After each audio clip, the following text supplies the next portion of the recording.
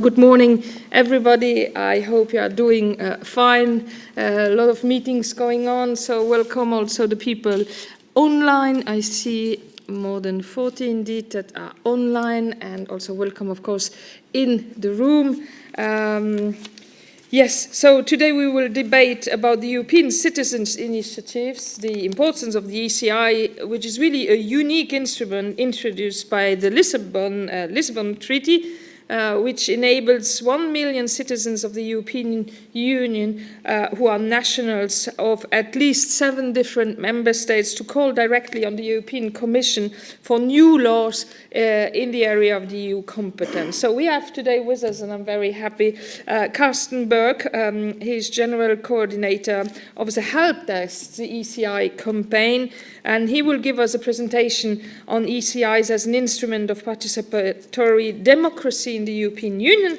And then I think Olga Kikou is online.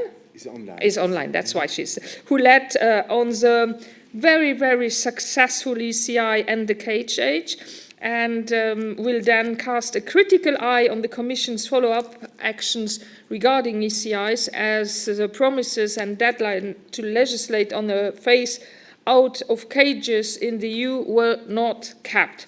But before giving the word to the speakers, I would like to highlight the following. First of all, something we can be happy about is partial of the Commission proposal on animal welfare and response to the ECI for Free Europe. So, as announced by Commissioner Kyriakides the last time she was here in our intergroup, on 7th of December, the Commission published a small part of the long-promised legislative proposal on animal welfare, as well as a response to the ECI for Free Europe. And the published package compromises 2 legislative proposals, a new proposal for regulation on animal transport, and for the first time ever, a proposal for a regulation on the welfare of dogs and cats and their traceability.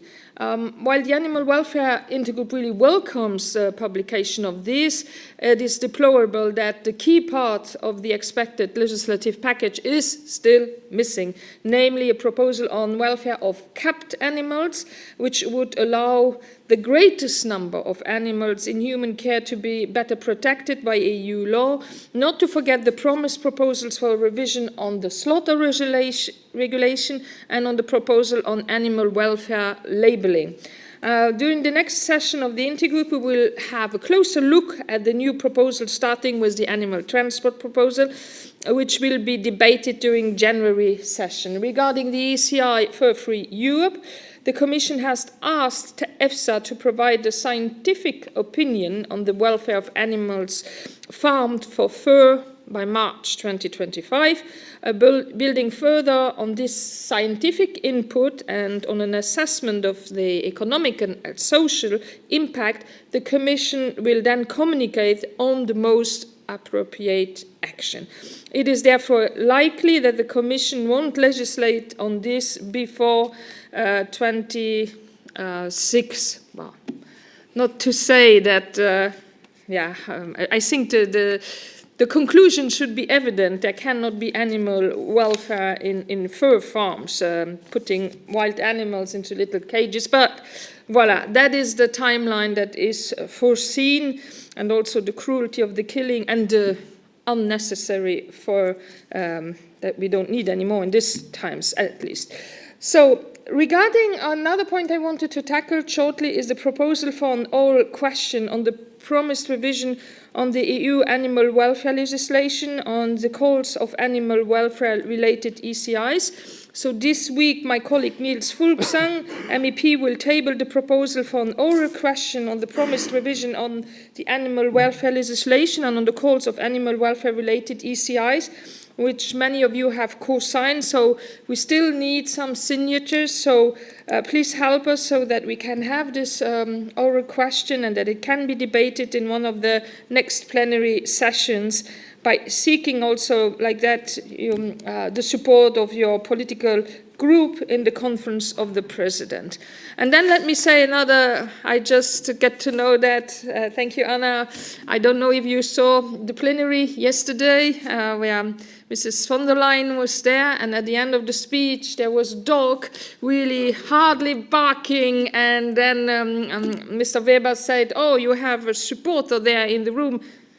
I know the language of dogs, you know. That was not a support barking, that was clearly that he was not happy, because she did not even mention animal welfare in the State of the Union. She did not comply to the promise of the revision of the animal welfare legislation. So I think we have to rectify, to correct this affirmation of Manfred Weber by giving the right interpretation, maybe also with some help of our colleagues here, of the interpreters, that it was a critique that the dog formulated there and not an approval. Voila, that to make some things clear from the beginning on.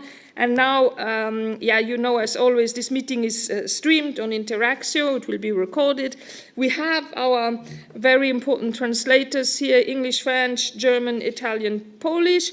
And now I give finally the floor to our guest, Carsten Berg. He is General Coordinator of the ECI campaign, to speak about European Citizens' Initiative as an important tool for participatory democracy. Mr. Berg, the floor is yours. Indeed. Thank you so much for the invitation, Tilly, and everyone here in the Intergroup on Animal Welfare. It's always a big honor to be speaking in this house in the European Parliament. So I'm, as you said, director of the ECI campaign, which is not a specific ECI campaign, but it is a campaign for the ECI itself. Already for 20 years, or 20 years ago, I had been contributing to the inclusion of the ECI in the Constitutional Treaty, and today we give advice to ongoing ECIs, to many of them which you have been mentioning, for Free Europe and the KHH and many more. I give you a short introduction into the ECI and the instrument. Let me just give you the overview of how I structured my presentation, just some context, then we look into how the ECI is being practiced. And also very much connected to the ECIs, Tilly has been mentioning, the ECI in crisis due to the lack of follow-up by the European Commission. And finally, I would like to give you some ideas how we could overcome this problem in point 4 in the outlook. So, as I said, we have been active very strongly with a number of pro-democracy NGOs in the Constitutional Convention or Convention on the Future of Europe in 2002 and 2003, 20 years ago. I had the honor and pleasure to collect the signatures, so using the very means of an ECI actually within the Constitutional Treaty Convention back then. And as you can imagine, the ECI did not fall from the blue sky, but it was a very heavy struggle. We had lots of opponents who were not very much interested in having a direct channel between citizens and EU institutions. But in the end, on the very last day, actually, 13th of June 2003, Valéry Giscard d'Estaing, then president of the Constitutional Convention, endorsed the ECI as what it is today, the very first and only instrument of transnational participatory democracy.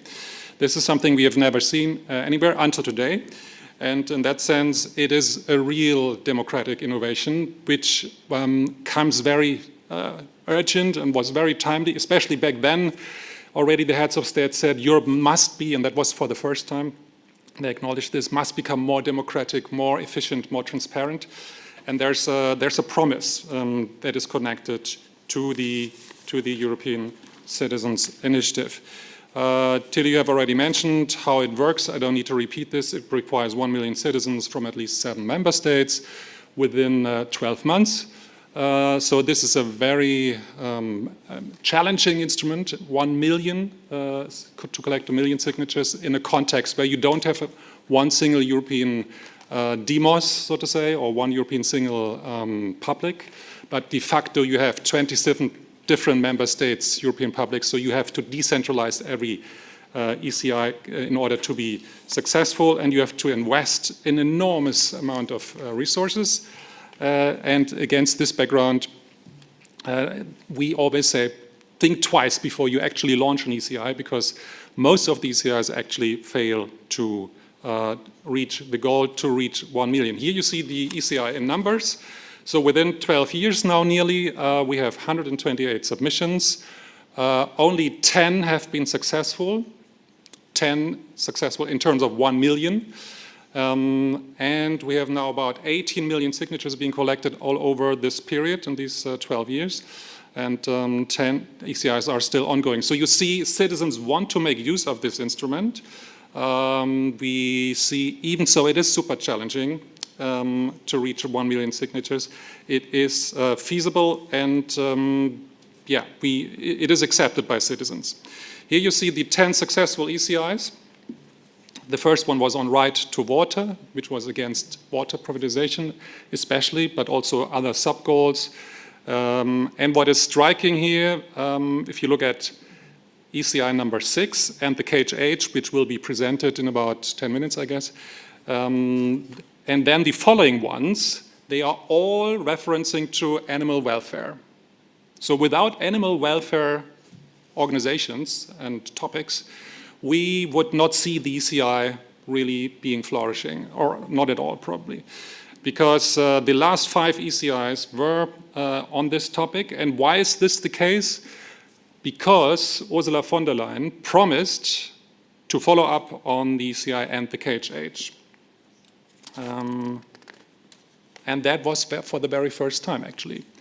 We always criticized back then Commissioner Timmermans, who was responsible for the ECI, and Ursula von der Leyen and President Juncker, that they must follow up if the ECI is supposed to become a meaningful instrument of citizens' participation. Otherwise, we will not see any future ECIs, and we had a real decline until ECI number 5. But then, after ECI and the KHH succeeded, we see many more animal welfare ECIs relating to stop finning, safe cruelty, and to save cruelty-free cosmetics, and most lately, as you know and you mentioned, fur-free Europe. And already ECI number 3 on stop vivisection is relating to this topic. So where are we now with these 10 successful ECIs? None of them have been implemented in full, which is very, simply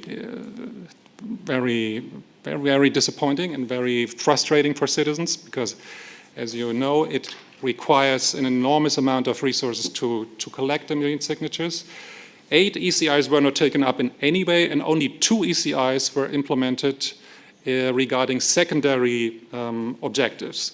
So the first successful ECI, which I mentioned, right to water, was promised to be taken up, but only not regarding water privatization, but regarding water quality. And this ECI was started in 2012, and when the time when this ECI was implemented in terms of water quality was 2021. So you see, it took such a long time to actually see a real effect on how a successful ECI is being implemented, and also here only regarding secondary goals. The same is true for the second successful ECI that has been implemented, ban glyphosate. Glyphosate was not banned, as you all know. That was in 2017 already, and now not again. But the transparency rules regarding risk assessments were improved. This was a sub-goal of this ECI, so in that sense there was some follow-up, but it was very limited, and it remains very limited. And pest committee that was not related to the ECI. Sorry? It was the pest committee. That work has been done in the so-called pest committee between 2017 and 2019, yeah. and it was not really initiated by the ECI. Voilà. So, but it was transparency rules was one of the, or to improve the transparency rules was one of the 4 goals, right? But let's continue this debate. Where are we now? Then we increasingly made pressure. You have to follow up on successful ECIs, otherwise we will kill the instrument. And now, for the first time with NDKH, it was committed, by the Commission to be implemented. By the 3rd quarter of 2023 of this year. This was promised already in 2021. There were years of preparation of the legislative acts. There were years of assessments. And what do we see now? complete silence. We see nothing, and we hear nothing. Even when we request a response, we don't get any feedback. And an instrument to make the European Union more interactive, more responsive to citizens' concerns, and ultimately more representative, will be undermined if we have politicians in this position not following up on their own promises. Let's keep this in mind, on their own promises, and to make these implicit 180-degree U-turns. So right now, participatory democracy at EU level, and the ECI in particular, is in its deepest crisis since nearly 12 years, since its inception. And we are really stumbled. We really need to address this. So what we did, when I say we are on the one hand the ECI campaign, but also very large pro-democracy organizations like We Move Europe, Democracy International, Mehr Demokratie, which is the biggest pro-democracy party-neutral organization in Europe. We announced this public letter to Mrs. von der Leyen, stand up to your commitment, in particular related to end the cage age. And we have turned this letter in, as you can see on the screen, already in the middle of October, and we have not received any response. So what we have heard from The Guardian and other investigative journalists is that there was a strong attack by lobbyists who do not want to see end the cage age being implemented. And we see the risk that the ECI is being attacked by lobby powers, and it's not sufficiently immune yet. So that's where we are right now in the democracy, from a democracy point of view. We are stumbled. We don't know what to do exactly at this stage, but we know that there's an urgent need for action. And after we have done this public letter, which was of course supported by many NGOs, more than 70 NGOs, especially former ECIs, Right to Water, Fur Free Europe, of course, and the cage age.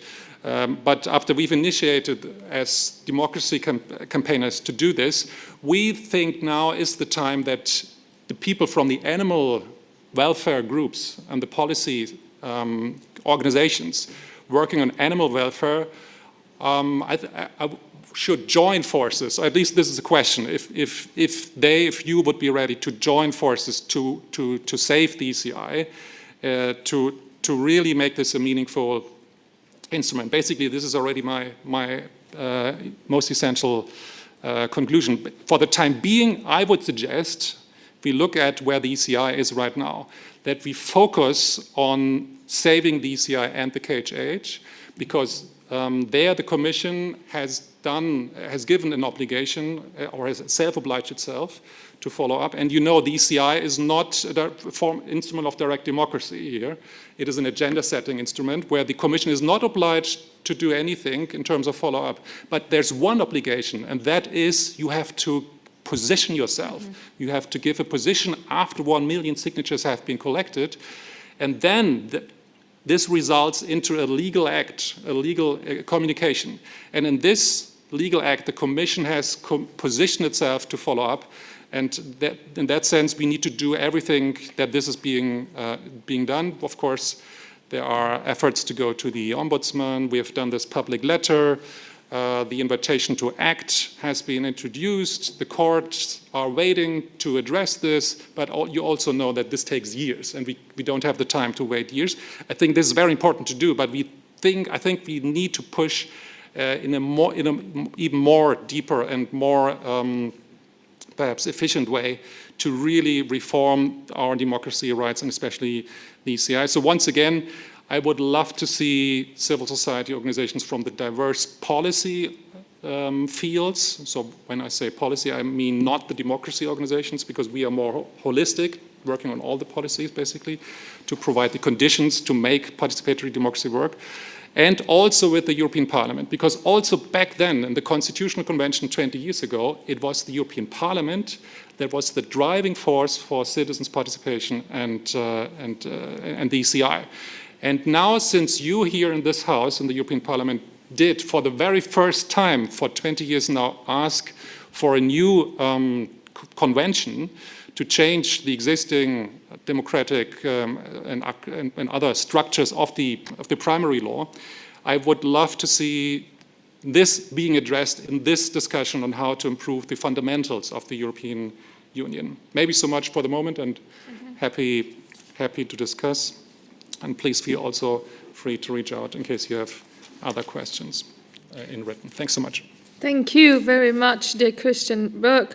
I must say you quite shocked me with your presentation. I mean, the facts are there, and it really shows that we need to mobilize. Unless we do something, this great tool is going to die. I mean, it's really an emergency. We need to act here. So thank you very much for this excellent presentation. I will now try to connect with Olga Kikou. You all know Olga Kikou. She is head of Compassioning World Farming, and she was the leader of the ECI and the cage age. Good morning, Olga. Good to see you. How are you doing? Good morning. Thank you for being here. It's great to be here, and once again we are talking about the End the Cage Age ECI. If I may start with my presentation, I think that would be great. Yeah. Slides. Yes, great. If we can go to the next slide. So I'll get right on it. A few years ago, we had the big success of the End the Cage Age ECI with 1.4 million signatures. And at that time, it was the sixth successful ECI. By successful, I mean that it was the sixth ECI that went over the threshold of 1 million signatures, validated signatures. So far, then even now, the only one and only ECI that received a clear positive commitment from the European Commission. Next slide.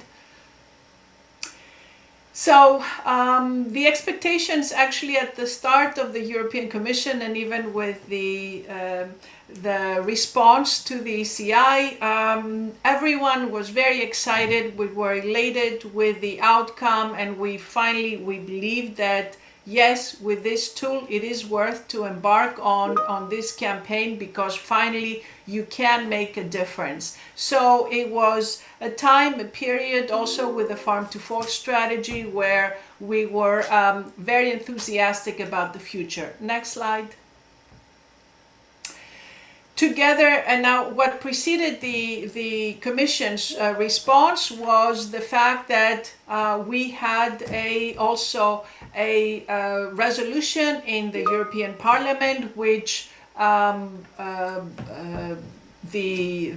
MEPs, as you know, you all voted with an overwhelming majority for the eventual end of the use of cages in animal farming, and it was a great success, and we were elated for that, and that also contributed, next slide, to the Commission's response, which was delivered on the 30th of June of 21, so over 2.5 years ago, and Commissioner Kyriakides basically presented the commitment to propose a ban of all species mentioned in the ECI. Next slide. At the same time, the Commission also asked EFSA for scientific opinions, and then a series of consultations, interviews with stakeholders, and a whole process, refit process started, and actually examined whether not just the ECI, but also the entire animal welfare legislation was fit for purpose. It was basically concluded that it was not fit for purpose. So the ECI, together with other proposals on improving animal welfare legislation, actually the work on all of those started back then. Next slide. This, of course, all this work from the European Commission back then was also supported by citizens in a way, and their views on animal welfare. We have seen just 2 months ago in October, the latest Eurobarometer on the attitudes of citizens on animal welfare was published, and we see here how citizens responded to the question about whether animals should be kept on cages, and the overwhelming majority of citizens ranging from 80% in some countries to 95%. Almost every citizen basically said that animals should not be kept in individual cages. Next slide. However, since the presentation, let's say the publication of the Commission's decision on the ECI, lots changed, and we are at a point where we feel that the promised end to the cage age has been derailed, but also with that, lots of other proposals that were part of this revision of the agricultural policy, as in the farm to fork strategy, they have been weakened or have not been delivered. Next slide.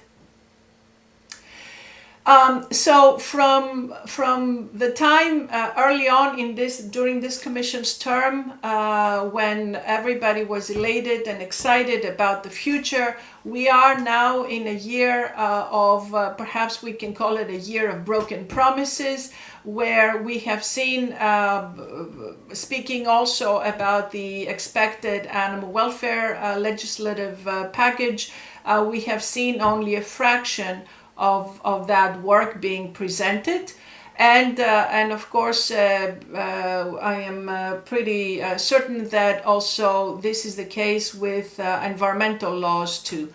Next slide. There has been an attack from usually industry, farming industry interest, an attack towards any improvements in animal welfare, also challenging the scientific opinions by EFSA and other scientists, and of course clouding the truth about the realities and the suffering involved in industrial animal farming. Next slide. So we have seen various diversion tactics and fear-mongering, basically also doom and gloom scenarios about the financial consequences of a move to cage-free systems, but many of these are based on speculation on financial markets that actually may drive the cost of living crisis. So a lot of it is speculation, and as we have seen, even the Commission's scientific opinions actually support a move to cage-free systems. Next slide.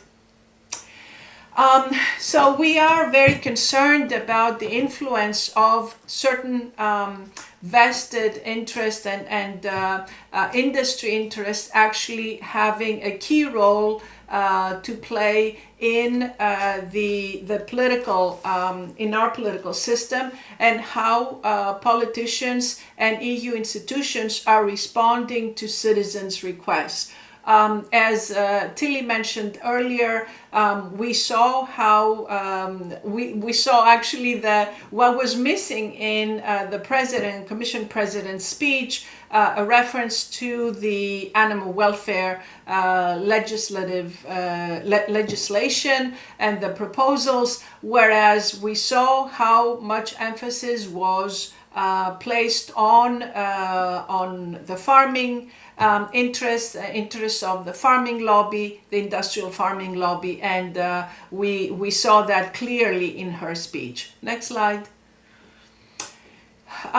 So we have seen also an attack from the industry to undermine the credibility of campaigners by calling many of us emotional, or downplaying the level of suffering of animals, and in all this in an effort to silence critics and those who want to see reform in our agricultural system in Europe. Next slide. We see, though, at the same time that still the industry cannot buy people's hearts. And we saw that, for example, another ECI that did not even make it anywhere close to, to being even one that could be considered a pro for industry ECI, which collected very, very few signatures, and we saw the results of this. So in general, we have seen a tendency for the big agricultural lobbies to follow the tactics of tobacco, the tobacco industry and big oil in a way that are reminiscent of what these lobbyists used to do quite a few years ago. Next slide. So where are we now? As Carsten very eloquently said, we have 6 out of the 10 successful ECIs. 6 of them are on animals, which shows the trend and shows how European citizens feel about the future and what they want to see in the future. Out of all the ECIs, all the so-called successful, meaning those that surpass the threshold, the cage age is the only one that has received a positive commitment. So there's a serious issue now, not just with the state of animal welfare in the European Union, the state of reform in this sector, but also an issue around democracy and the rights of citizens to actually pursue and engage in with the institutions to actually pursue this and employ this the ECI instrument, which in a way it has turned everything around, and now we see that with the Commission's lack of response even to the one and only successful initiative that they had committed to, this lack of response now is questioning the entire instrument, not just the issue of animal welfare and the future about the end of cages, but the entire ECI instrument is at risk right now. It is becoming de facto, in a way, void, and we have serious questions about the future of this transnational participatory democracy tool that is the ECI. There are treaty obligations which are ignored here, and the whole future of the instrument is questioned and is at risk.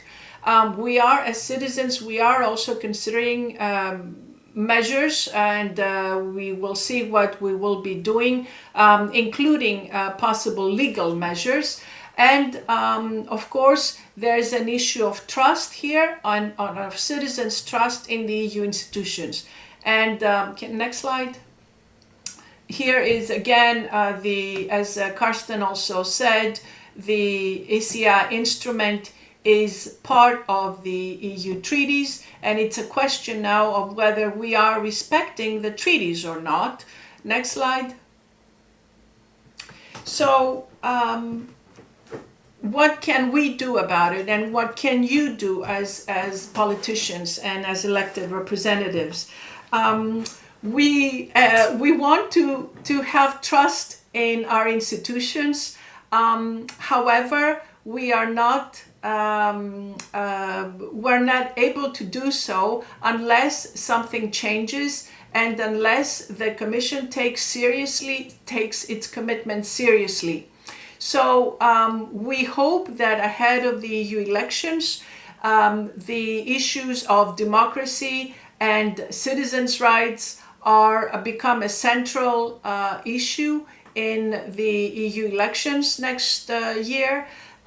We hope that those who campaign and those who will be running again will actually make these a key campaign issue, And when elected, they take their role seriously and truly represent citizens' interests and not vested interests. Also, we are hoping that perhaps now with the next parliament, if this is not possible during this parliament, that we have a hearing process about this, about the response or rather lack of response to the NDKJ GCI, and perhaps the setup of a special committee. Also, we need to see whether it is possible for this issue to be looked at by the independent ethical committee of the Commission, and of course other actions that can be taken, such as sending letters and writing questions and tabling questions to the Commission is also a possible next action that can be taken. In all, I had a couple more, this is the last slide, but I had a couple more slides, but I think they're not included there. There is a question regarding the future of the instrument. And I think the European institutions need to take this very seriously. As we saw in another Eurobarometer poll that was about democracy, citizens actually trust citizens, other citizens, not the EU, not so much the EU institutions, to actually carry out their will.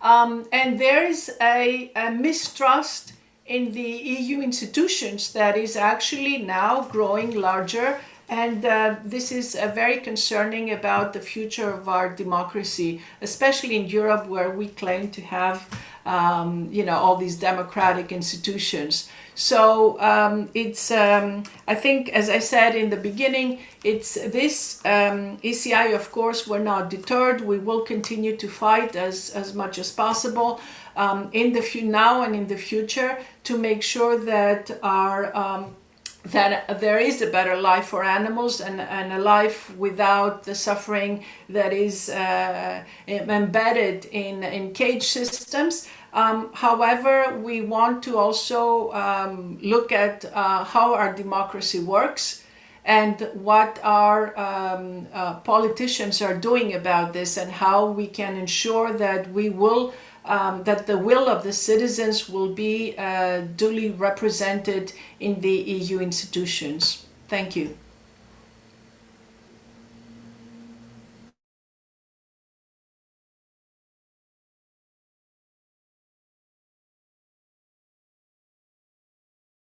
And if you have remarks, questions, reactions, don't hesitate to do so.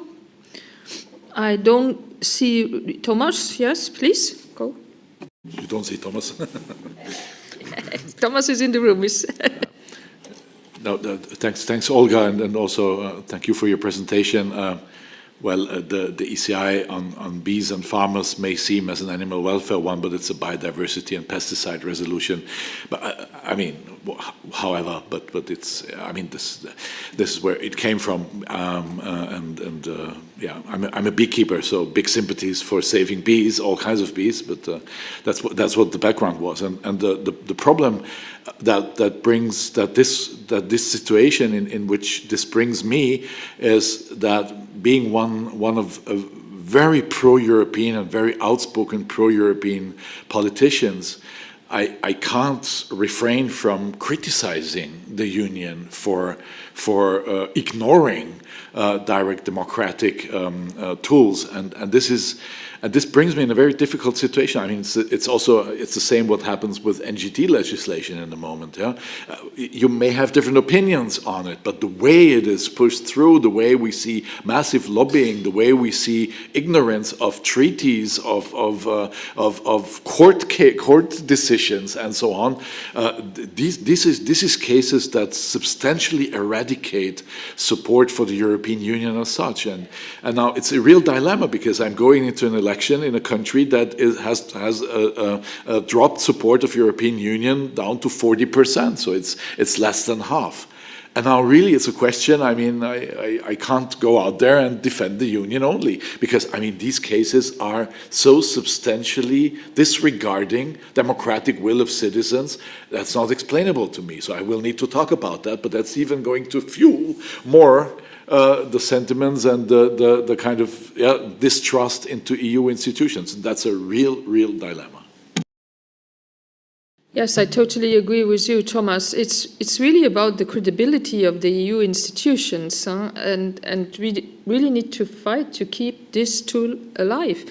And it's not having, it was said at the beginning, organizing and Carsten, you say it, an ECI really needs a lot of energy, and you see also how creative, how you must be in order to get all these signatures. And there are more than 1 million people in 7 different countries that want to change, that really commit themselves. They go into the streets. They are in every country developing advocates, NGOs are implicated. You cannot just ignore that by just making then a communication, okay, then you fulfill what is foreseen. You took position and then postponing it. If you look what is happening on fur-free, we're speaking about 26, and the cage age, we speak about 27, something should come out. So it's really an emergency where it's about animal welfare a lot. We saw that. The most popular ECIs are on animal welfare, are also the one on biodiversity, saves bees and farmers, linked to also the environment in general. So it's about that, of course, animal welfare and all the things that I said, but it's really about the credibility of the EU institutions that are at stake here. So that's really coming up also on the next election. We should also really listen to the politicians that really defend participation, democracy, and active participative democracy, and not only by saying this by nice words, but also having been in the past advocates of ECIs, supporting ECIs. I mean, let's judge really the politicians not only on nice words, but also on what they concretely do on the ground or did in the last years through their actions, to their votes regarding an active participation. Maybe I will give you also, Carsten, the possibility to react also on what Thomas said, or also on remarks coming from Olga. And of course, I took note also again what we can do as MEPs. Would be interesting to hear your position also on the possibilities that we might have. Yeah, you want to add something immediately, maybe, Thomas, and then I give the floor to Carsten. May I add a concrete question, because you mentioned you advocated to align animal welfare organizations with democracy organizations and civil society organizations. What's your concrete plans in that? Because I think there's something in it, especially as we're going into election campaign now, which is the moments where politicians also have to explain what they did and what they're going to do with the votes they're asking citizens to give to them. Do you have any concrete plans on that? Thank you, Thomas. I'm super thankful for your question. This is something that keeps us right now very, very busy, and we don't have the answer yet. I think we need to address this question together, the animal welfare groups and the democracy organizations. We don't know each other that well yet, but I believe now, through this very concrete, painful experience, we get to know each other much better.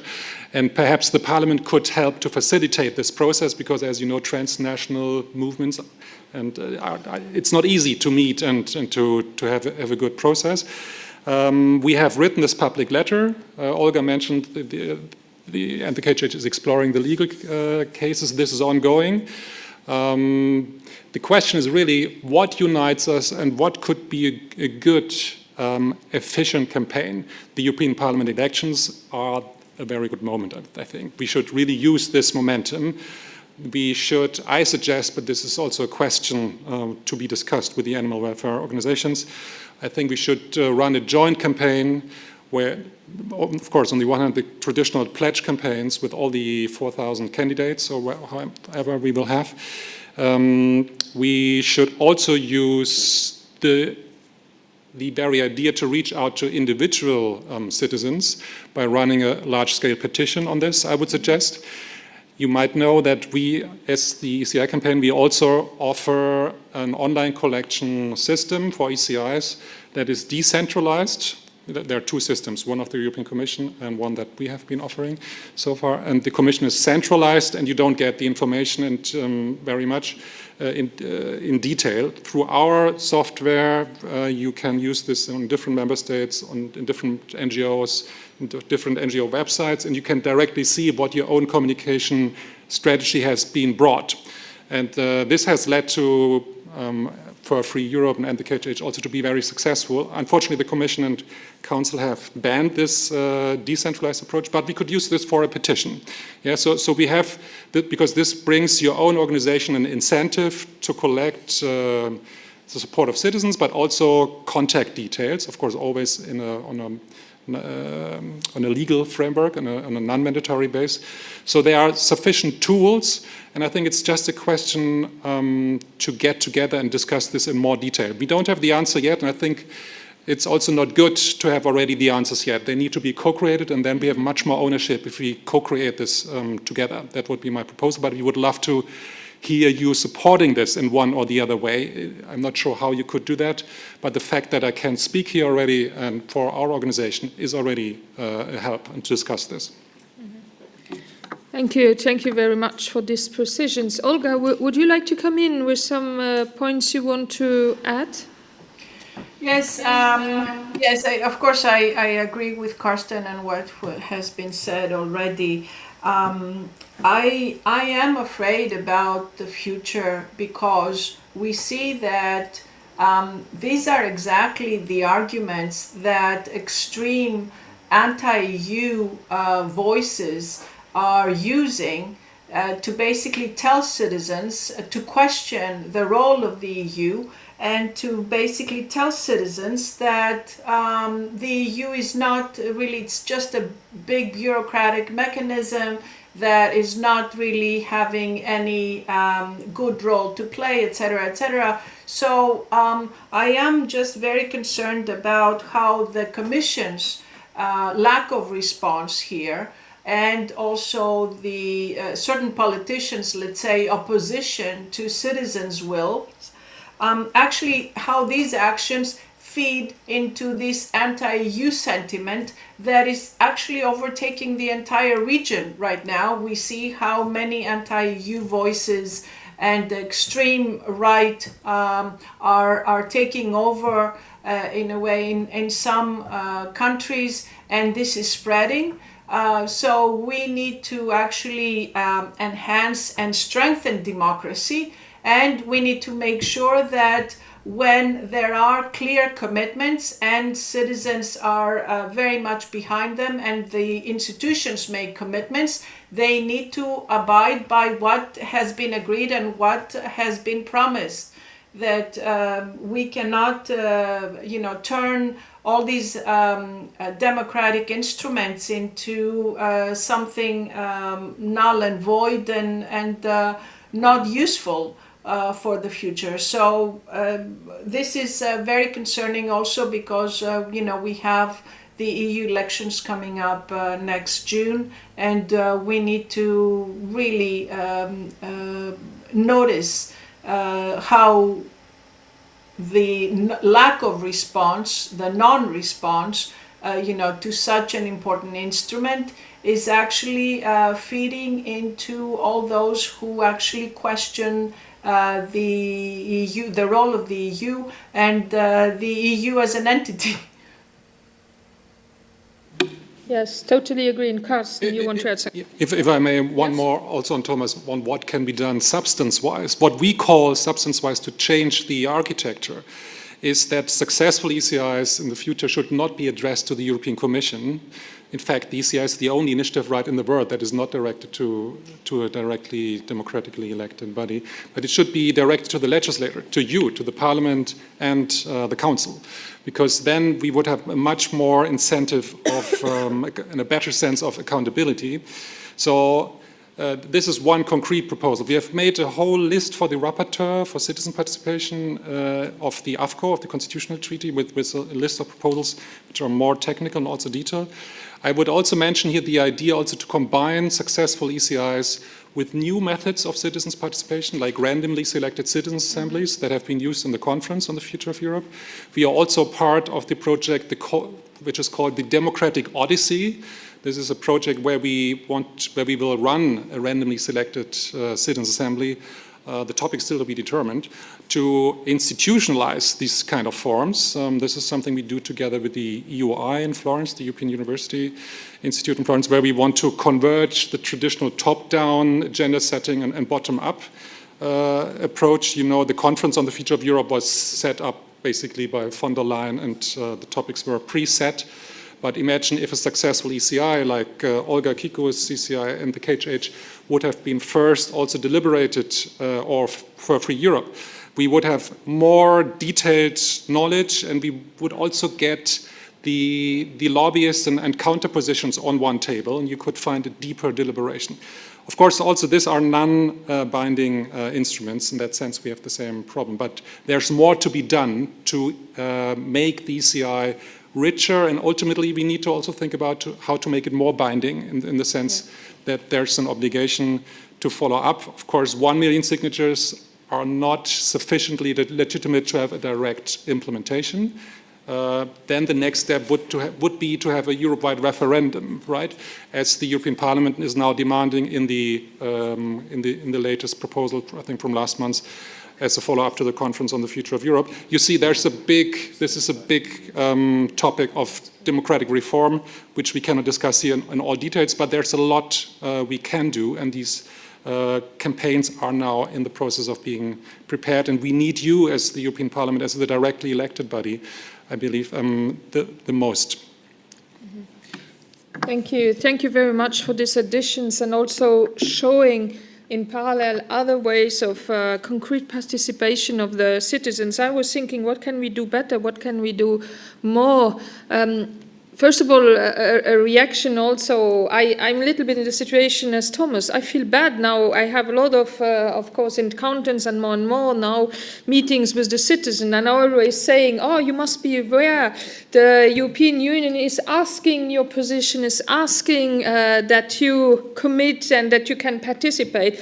I'm feeling bad now telling him that with the figures you showed. I mean, I hate it when you make people believe something that is a little bit an alibi function and nothing really behind. I also speak about the consultation the Commission is organizing, and I always advocate for the ECIs. But now I must say, yeah, I think we need really to do something as MEPs. So what I would suggest, assure a little bit, now I'm wondering if we should not create at least a working group with different MEPs, or maybe even an intergroup for MEPs defending effective ECI's response, because it's about the response. What is the issue? Of course, we could also ask our colleague from PETI to organize, that was a suggestion from Olga, I read on the slide, to have a hearing. I think that's something we could do at the short run still. Of course, having a special committee, let's be realistic, that is not for this legislative period. And with the fears also Olga expressed, not sure we can have such a special committee at the next election. And to really make the ECIs more binding, that would of course ask also for treaty changes to give definitely another role to these ECIs. But that is for the really, I would rather say at mid or even long term. But I think we cannot just ignore this. I really have now the feeling, I thought, oh, nice, this morning we speak about the ECIs, that's a good topic to remind that we have. No, there's really a need for action. So that is the message I got, because if you really think about it, it could be win-win-win. Of course, win for the EU institutions, for the credibility, win for the causes that are defended in the ECIs, and of course a big win for the citizens. So it's again something where we could definitely act, and we should not, we cannot, I think as politicians especially, we cannot ignore this, the fact that you showed us today. So thank you again, Carsten, for giving us this shaking morning and waking us up a little bit more on this subject. And also, of course, to Olga Kikou for the excellent presentation, as usual, I must say, coming from Olga. And thank you, of course, to all of you, to the interpreters, to the technical person, and to all of you. I wish you really the warmest season's greetings. Take care. To you and your beloved ones, and I'm looking forward, of course, for the fights that we are going to have for more animal welfare next year, and also the campaigning we need to start, definitely, or we are already in it. Just to say that the next Animal Welfare Intergroup, we're going to have it on the 18th of January, so that you have that already in your agenda from 10 to 11. And regarding this ECI, I think we need to keep connected with Olga, with Carsten, in order to really act strongly there to defend this very democratic tool. So all of you, all the best, take care, and have very nice end of the year festivities, and wish you a good day. Take care. Thank you.